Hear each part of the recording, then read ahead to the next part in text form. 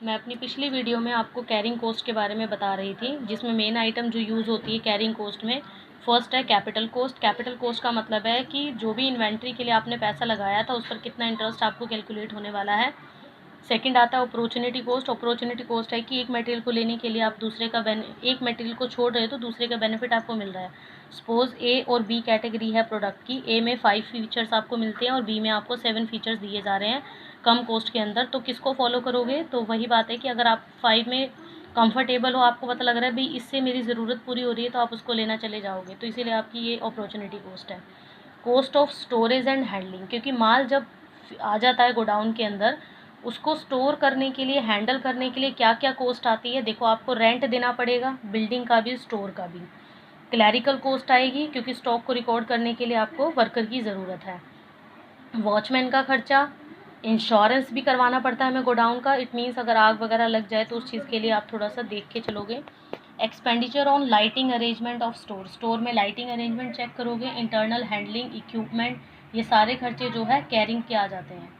Third आता है cost of obsolescence and डिटोटेशन। Obsolescence का मतलब है कि माल आपका ख़राब होने के चांसेस है, आपको कुछ तरह से केयर करनी चाहिए कि आपका जो स्टोर के अंदर मटेरियल है वो ख़राब ना हो। Loss due to obsolescence, deterioration cost due to reduction in weight, change of colour, decrease in error. ये सब इस वजह से आ रहा है क्योंकि आपने स्टोर के अंदर ऐसी फैसिलिटीज़ नहीं कर रखी है कि आपका जो मटेरियल है वो ख़राब ना हो। पिलफिरेज का मतलब होता है चोरी हो जाना माल का, और वो किसी भी रीजंस की वजह से हो सकता है।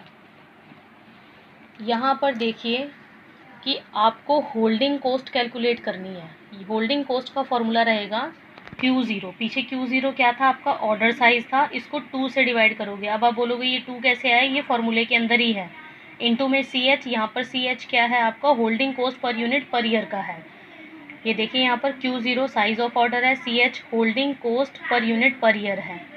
It may be noted that holding cost is calculated on the basis of average stock। कहता है होल्डिंग कोस्ट जो है एवरेज स्टॉक के ऊपर निकलेगी, और एवरेज का मतलब है कि आपको 2 से डिवाइड करना है। Q0 is divided by 2। If in example of ordering cost, कि हमने पीछे वाला ये एग्जाम्पल लिया और मान लिया कि आपकी होल्डिंग कोस्ट 2 पर यूनिट के हिसाब से है, तो number of level of order size बढ़ने से किस तरह से इफेक्ट पड़ेगा। देखिए, एनरोल रिक्वायरमेंट 5 टाइम्स इतनी है, ऑर्डर साइज पीछे से मैंने पिक कर लिए हैं। एवरेज स्टॉक निकालने के लिए क्या करना है मुझे कि इस ऑर्डर साइज को 2 से डिवाइड कर देना है। यहाँ पर ये एवरेज स्टॉक आ गया। Total annual holding cost, holding cost के निकालने के लिए क्या किया मैंने, इसको 2 से इंटू कर दिया हर एक साइज़ को। तो यहाँ पर देखिए दोनों सिमिलर से दिखाई दे रहे हैं। इसका मतलब है कि ऑर्डर साइज जैसे जैसे इंक्रीज़ हो जाएगा, आपकी होल्डिंग कॉस्ट वैसे वैसे इंक्रीज़ हो जाएगी। मान लो आपके नंबर ऑफ ऑर्डर 100 थे, तो आपने उसी तरह से अरेंजमेंट किया, आपकी होल्डिंग कॉस्ट 100 रुपये आई। जैसे जैसे ऑर्डर इंक्रीज़ होते जाएंगे, आपकी ऑर्डरिंग कॉस्ट भी उतनी ही बढ़ती चली जाएगी। मतलब सेम प्रपोर्शन में इसके साइज़ को इंक्रीज़ होता है। फोर्थ और ये लास्ट टॉपिक है इस कॉन्सेप्ट का, अपॉर्चुनिटी कोस्ट क्या है। अपॉर्चुनिटी कोस्ट का मतलब वही है कि ऑल्टरनेट आपके पास होना चाहिए। अगर ऑल्टरनेट है तो एक को छोड़कर दूसरे को आप ले सकते हो, वो आपकी अपॉर्चुनिटी कोस्ट है। इसमें 2 आ जाते हैं, क्वांटिटी डिस्काउंट। क्वांटिटी डिस्काउंट को हम बात करें, ये हमारा एडिशनल डिस्काउंट है। अगर बल्क क्वांटिटी में आप माल को परचेज़ करते हो तो ये डिस्काउंट आपको दिया जाता है। सपोज़ आप ये सोच के आए थे आपने 100 यूनिट परचेज़ करनी है और आपको 10% का डिस्काउंट दिया जा रहा है, लेकिन जब आपने प्रोड्यूसर से बात करी, उसने कहा कि अगर आप 100 की जगह 300 या 500 का लेते हो तो हम आपको 30% का डिस्काउंट देते हैं। तो इस तरह का जो डिस्काउंट है वो ऑर्डर साइज़ इंक्रीज़ होने की वजह से या बल्क क्वांटिटी में माल परचेज़ करने की वजह से आपको मिला है, ये आपका क्वांटिटी डिस्काउंट है। यहाँ पर ये लिखा हुआ है but increase the total carrying cost, कि इस बेनिफिट्स को लेने के लिए यहाँ पर रिडक्शन, टोटल ऑर्डरिंग कॉस्ट कम हो जाती है लेकिन कैरिंग कॉस्ट बढ़ जाती है। सिंपल सी बात है, क्योंकि पहले 100 खरीद रहे थे तो 100 थी, 500 है, उस हिसाब से आपकी कैरिंग कॉस्ट भी बढ़ जाएगी, लाने की कॉस्ट इंक्रीज़ हो जाएगी, उस हिसाब से आपका अरेंजमेंट होगा। स्टॉक आउट कॉस्ट क्या होता है? स्टॉक आउट का मतलब है कि शॉर्टेज ऑफ गुड्स है, कि गोडाउन में माल की कमी होने की वजह से जो प्रॉब्लम अराइज होती है, that is called stock out cost.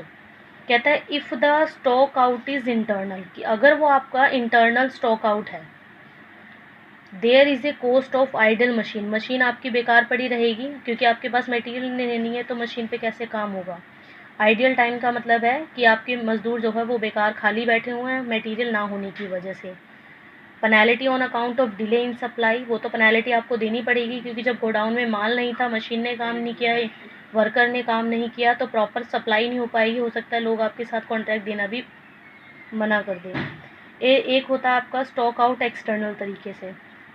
Supply of finish goods it would result in loss of potential sales, loss of firms goodwill. External का मतलब है कि आपका इतना अच्छा पैचअप था, आपके कॉन्ट्रैक्ट इतने अच्छे थे, लेकिन आपकी जो फिनिश गुड्स है, आपका जो मटेरियल है वो प्रॉपर टाइम पे नहीं बन पाया, जिसकी वजह से आपकी जो फर्म की जो गुडविल है वो लॉस में चली जाती है, जिसकी वजह से कॉन्ट्रैक्ट आपके लॉस में चले जाते हैं। तो ये थी आपकी अपॉर्चुनिटी कॉस्ट।